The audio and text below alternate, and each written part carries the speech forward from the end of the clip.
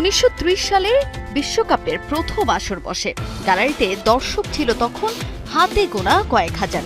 100 বছর পর সেই ফুটবল এখন আর কেবল মাঠের লড়াই নয়, এক বিশ্বজনীন উন্মাদনা।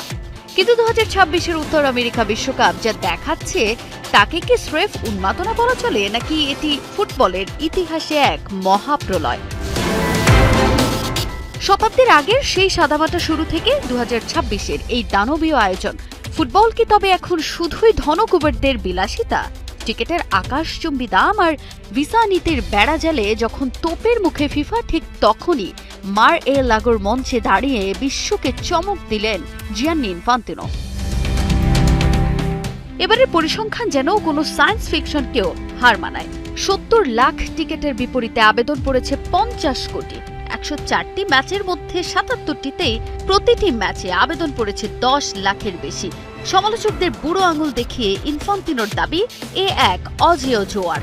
কিন্তু প্রশ্ন উঠছে, এটি কি মাঠের ফুটবল প্রেম নাকি ডিজিটাল বটের কারসাজি? সংকট আর বিতর্কের মাঝে ইনফান্তিনো ঘোষণা দিয়েছেন প্রতিটি ম্যাচের টিকিট বিক্রি প্রায় শেষ।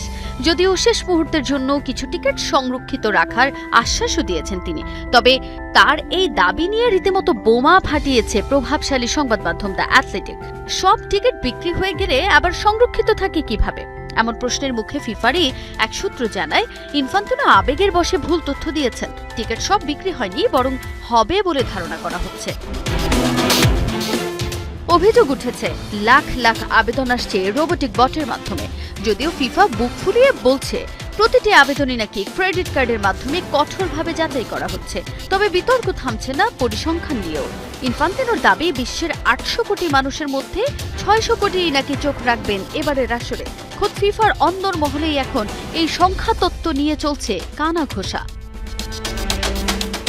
মুদ্রার উল্টো পিঠটা আরও অন্ধকার। টিকেটের চড়া দামকে ফুটবল ভক্তরা দেখছেন ফিফার বিশ্বাসঘাতকতা হিসেবে। সাধারণ সমর্থক থেকে শুরু করে বিশ্লেষক সবারই এক প্রশ্ন, এই বিশ্বকাপ কি তবে শুধু ধনকুবেরদের জন্য? বিতর্ক আর নাটকীয়তার আড়ালে ফিফা বসের হিসাবটা কিন্তু বেশ পরিষ্কার।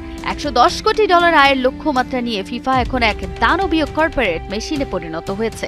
ফিফা বলছে এটি গ্রেটেস্ট শো অন আর্থ, কিন্তু সাধারণ সমর্থকদের পকেটে যখন টান পড়ছে তখন প্রশ্ন জাগে, ফুটবল কি তবে চিরচেনা গলি ছেড়ে এখন শুধুই বিলিয়নিয়ারদের ড্রয়িং রুমে বন্দী? তাজিন খন্দকার, 71।